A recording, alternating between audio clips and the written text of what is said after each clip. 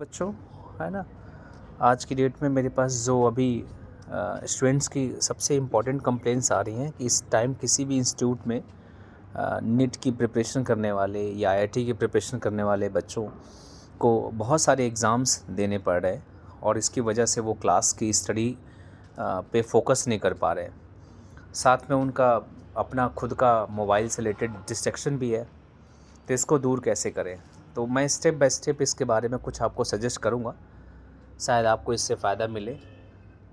जिसमें से एक इम्पॉर्टेंट बात ये है सबसे पहले कि जो बच्चे अभी क्लासेस में कोर्स को पूरा कर रहे हैं, है ना, उन क्लासेस में जब तक से सिलेबस चल रहा है तो उसके लिए तो आप अपना पूरा टाइम दीजिए, लेकिन टाइम उसको पहले से प्रिपेयर करके दीजिए। यानी कि जो भी टॉपिक आपको क्लास में बताया जा रहा है, आप हाफ़ एन आवर या टोटल 1 आवर का पूरा कंप्लीट रिवीजन करके आप क्लास में बैठे और क्लास में जाने के बाद पूरे फोकस होकर के उससे रिलेटेड अपने थॉट्स को तैयार करें, ताकि वो टॉपिक आपका हमेशा के लिए तैयार हो जाए।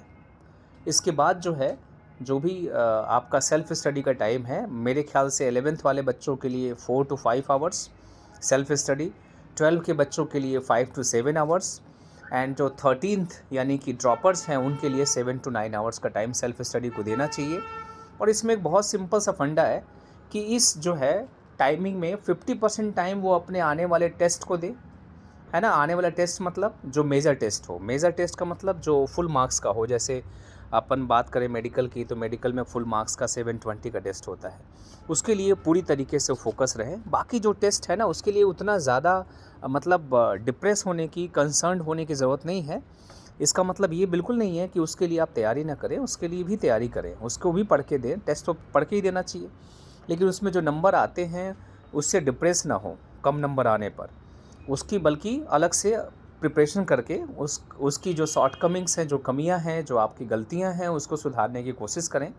बल्कि मैं तो कहूँगा कि आप लकी हैं कि आपसे इस वक्त गलतियां हो रही हैं बजाय एग्ज़ाम में होने के। तो इसलिए उसको एक पॉजिटिव वे में लें।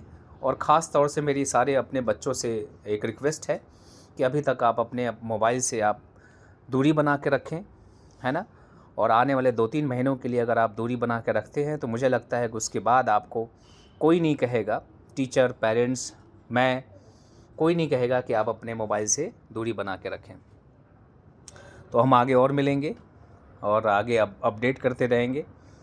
मेरे प्यारे बच्चों, याद रखना, हमें अपने टीचर्स का, अपना और अपने पेरेंट्स का पूरा मान रखना है, उनके सम्मान को बनाए रखना है और अपने आप को सफल बनाना है, अच्छा करना है।